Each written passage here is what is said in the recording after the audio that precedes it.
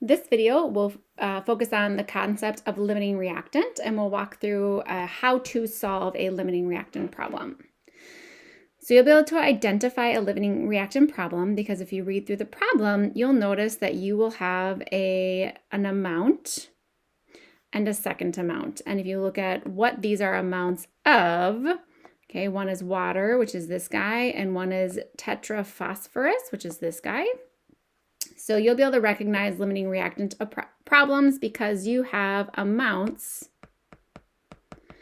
of each reactant. So unlike the problems we've been doing so far, you'll have two numbers and they will be a measured amount of each reactant. What that means is if you look at the question, which is how many grams of phosphoric acid can you produce from 135 grams of tetraphosphorus and 70 grams of water.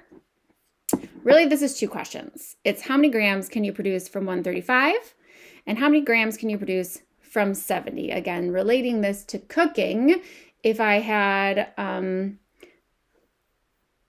a 8-ounce jar of peanut butter and a 12-ounce jar of jelly, and I was trying to use a recipe for making peanut butter and jelly sandwiches, the question would be, well, how many sandwiches can be made from the peanut butter jar? And how many sandwiches can be made from the jelly jar? Yes, I need peanut butter and jelly to make the sandwiches, but, how many can be produced from each? Okay, so the way you solve this problem then is essentially you're just doing two stoichiometry problems. I am going to write down my starting number, just like I always do. It just so happens that because I have two starting numbers, I'm going to end up having to do two stoichiometry problems. Okay, so for this bottom water one, I'm going to multiply grams of water goes on the bottom, bring it to mole because that's always the goal. Gram per mole is molar mass. If you add that up on the periodic table, it's 18.015. Okay. Then mole of water is coming down because that's how it works. I'm going to convert this into moles of phosphoric acid because that's what the question's asking me to solve for. And then the numbers that come in front are just the coefficients. Okay. And then the last step, because it's always the last step to get myself to grams, is using the molar mass. And I gave you the molar mass right up here to get me to grams of that H3PO4. Now, if I do this bottom calculation, then what I'm going to figure out is how much H3PO4 70 grams of water can make. Okay, that's what that problem is solving for. But I don't know if that's the answer to the question, because the other problem is I have 135 grams of P4O10, and potentially that will make less. So let's go through the same steps, right? I'm going to go gram of P4O10 to mole, because that's what you do. And since that's molar mass, that's 283.886 per 1. Okay, then I'm going to go mole ratio, which is 1 mole of P4O10 is in 4 moles of H3PO4. And then I'm going to go last step, which is the mole to grams given the balanced equation, or given the molar mass. Now you'll notice right here, the end of both of these problems are the same. And that's because in a limiting reactant problem, both of the setups should be solving for the same thing. They should be trying to answer the same question. How many grams of phosphoric acid can you produce? Okay. So if I plug this into my calculator and calculator it, the top answer says from 135 grams of P4O10, I can make 187 grams of H3PO4. From 70 grams of water, I can make 253 grams of H3PO4. Now, relating this to the example of making, something simple, let's make cheese sandwiches. Okay, so let's imagine my recipe was 1 cheese with 2 bread to make my sandwich. Okay, so imagine a scenario where I have, 10 slices of cheese and 10 pieces of bread. Well, 10 slices of cheese based on my recipe every 1 cheese makes a sandwich. So my 10 slices of cheese can actually make 10 sandwiches. For bread, though, it's 2 bread per sandwich. So my 10 slices of bread can only make 5 sandwiches. So in the question, if I have 10 slices of cheese and 10 bread, how many sandwiches can I make? The answer is 5. Because once I hit 5 sandwiches, I'm out of bread and I can no longer have this recipe continue. So up above, relating this to chemistry, if I put 70 grams of water in, I make 253. And if I put 135 grams of P4O10 in, I can make 187.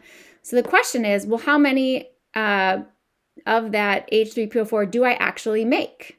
Okay. The answer is I can only make 187. And that's because as these two things are reacting and producing product, they produce product, they produce product, they produce product. And once I hit 187 grams made, all of this compound is gone. All 135 grams of that have made product. I have no more reactant left. So if I tried to make 188 grams, I don't have the ingredients, right? That's like trying to make the 6th cheese sandwich without bread. It's just impossible, okay? So the answer to how many grams of phosphoric acid can I actually make?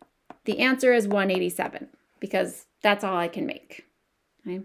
My limiting reactant then, the thing that's limiting my production in this particular question, is this phosphorus because it runs out. So limiting reactant is always a thing that runs out. And my excess reactant then is water because once the reaction runs out, I have some water left. Now, the second question down here is, well, how many grams of the excess are left over, right? I put 70 in, but how many do I use and how many are actually left behind? That's something we could calculate. For example, with that cheese sandwich example we used, to make the 5 slices or 5 sandwiches, I would need 5 slices of cheese, leaving 5 behind. So essentially what we need to figure out right now is how much of this 70 grams of water do I actually use so I can figure out how many are left. So how I normally do these problems, and honestly, this problem more than any others, there's a bunch of different ways to do it. But the easiest way, in my opinion, is start with the answer that you found above. Okay, I know that in the end, this is how much I'm going to be able to make. And then my goal here is to answer a question about my leftover. So my goal here is to convert this into water. So first step is molar mass, as always, okay? And then it's from moles of that H3PO4 into water, because I'm trying to answer the question about my leftover, and water is my leftover. So I'm going to go 1 mole of H2O into the molar mass of H2O in order to figure out that gram amount. What this bottom calculation is solving for is it's solving for how many grams of water does it take to make this thing. Because that's how many grams of water I ended up using. So if I calculate that, what I find is I need 51.6 grams of water to make 187. Now, that's not the answer. Same with the cheese example. If I've used 5 slices of cheese, the question is how much is left over? So if I put 70 in and I used 51.6 of them, how much did I not use? So it's just a subtraction thing, and that is how much is left over. So limiting reactant is a little bit more complicated than what we've been doing. It's more stoich. It takes a little bit more thinking. So obviously you need a little practice on it, but there is an example problem of one limiting reactant problem.